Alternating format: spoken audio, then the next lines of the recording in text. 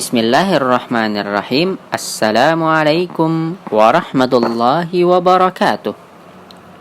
Alhamdulillahi rabbil alamin. Wabihi nasta'in ala umurid dunya waddin.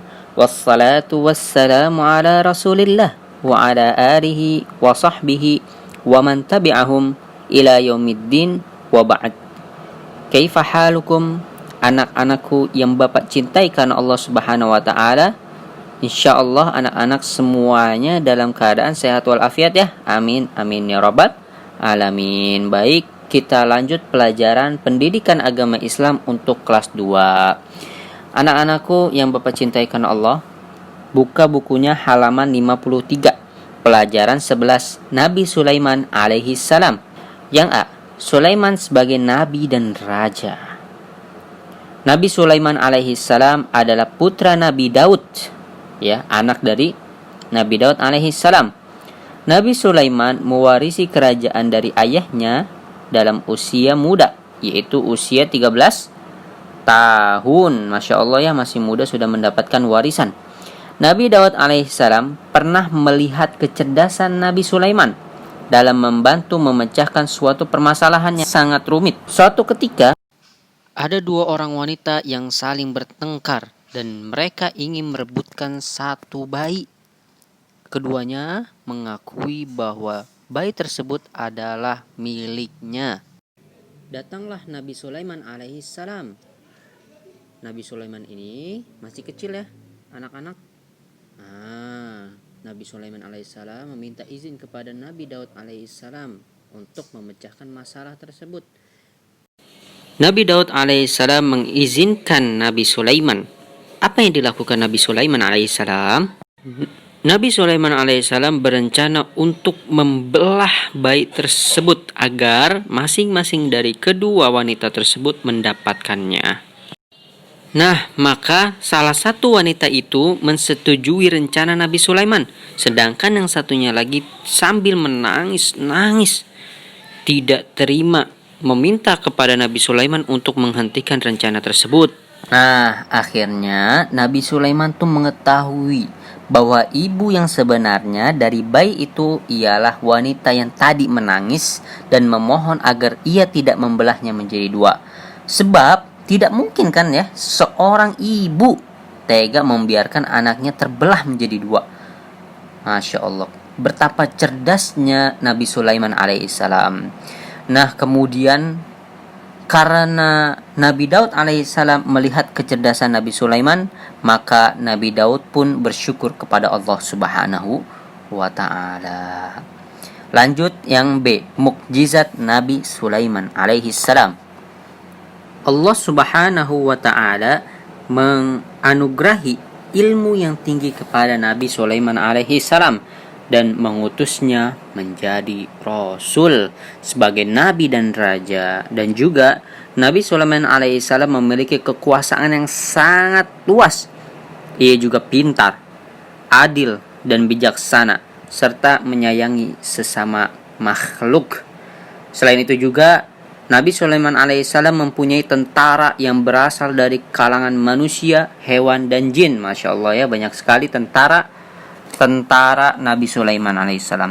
Nabi Sulaiman alaihissalam diberikan mukjizat oleh Allah Subhanahu wa taala, yaitu mengerti bahasa binatang, sehingga beliau mengetahui ketika ada tentara hampir menginjak pasukan semut. Nabi Sulaiman ini mampu berbicara bahasa hewan.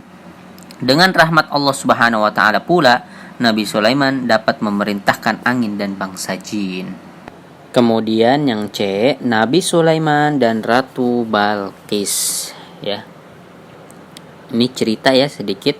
Suatu hari Nabi Sulaiman mendapatkan laporan dari burung hudhud bahwa di Yaman terdapat kerajaan Saba. Kerajaan ini diperintah oleh Ratu Balqis. Ratu Balqis ini yang memegang kerajaan Saba dan rakyatnya semuanya itu menyembah matahari, menyekutukan Allah ya.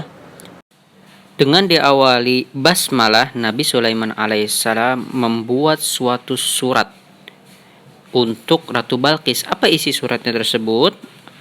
Nabi Sulaiman alaihissalam mengajak kepada Ratu Balqis untuk menyembah Allah Subhanahu wa taala.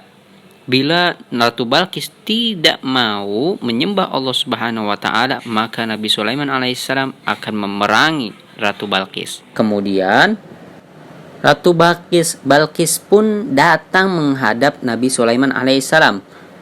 Sedangkan kursi singgasana ratu telah dipindahkan dalam sekejap mata. Masya Allah. Sebelum ia datang ke istana Nabi Sulaiman alaihissalam. Ratu Balqis ini karena melihat singgasananya tiba-tiba pindah dengan sekejap mata, maka Ratu Balqis pun menyadari akan kekuasaan Allah Subhanahu wa taala. Dan akhirnya Ratu Balqis pun menerima ajakan Nabi Sulaiman alaihissalam untuk masuk Islam atau untuk menyembah Allah Subhanahu wa taala dan tidak menyembah matahari lagi. Singkat cerita, Ratu Balqis pun ini akhirnya menikah dengan Nabi Sulaiman alaihissalam menjadi istrinya. Menjadi istri Nabi Sulaiman alaihissalam. Nabi Sulaiman alaihissalam meninggal dunia ketika mengawasi para jin yang sedang bekerja membangun Baitul Maqdis siang dan malam. Beliau baru diketahui meninggal setelah tongkat dan kayu penopang singgasananya dimakan rayap, sehingga beliau terjatuh dari singgasananya. Yang pelajaran dari kisah Nabi Sulaiman alaihissalam. Banyak sekali pelajaran dari kisah Nabi Sulaiman alaihissalam. Tapi di buku ini ada 5 ya. Maka dengarkan dengan baik. 1. Kepandaian manusia adalah anugerah dari Allah Subhanahu wa taala. Karena itu manusia tidak boleh sombong. Ya, semua kepandaian itu adalah anugerah Allah. Bukan karena hasil kita, bukan karena diri kita ini hebat, tapi semuanya anugerah dari Allah Subhanahu wa taala. Yang kedua, kepandaian harus digunakan untuk hal-hal yang bermanfaat. Yang ketiga, manusia harus senantiasa bersikap adil dan bijak dalam menentukan suatu hal. Yang keempat, kekuasaan yang dimiliki manusia harus dipergunakan untuk membela kepentingan ajaran Allah Subhanahu wa ta'ala. Yang kelima, sebagai seorang Islam yang baik, kita wajib membiasakan diri untuk mengawali pekerjaan dengan basmalah, sebagaimana cerita tadi ini sebagaimana cerita Nabi Sulaiman alaihissalam yang tadi nih, ketika memberikan surat kepada Ratu Balqis diawali dengan basmalah. Barakallahu fikum, anak-anakku yang saleh dan salehah. Bila ada perkataan bapak yang salah, maka itu dari bapak pribadi dan dari syaitan. Bila ada benarnya, maka dari Allah Subhanahu wa ta'ala. Wabillahi taufiq wal hidayah. Assalamualaikum warahmatullahi wabarakatuh.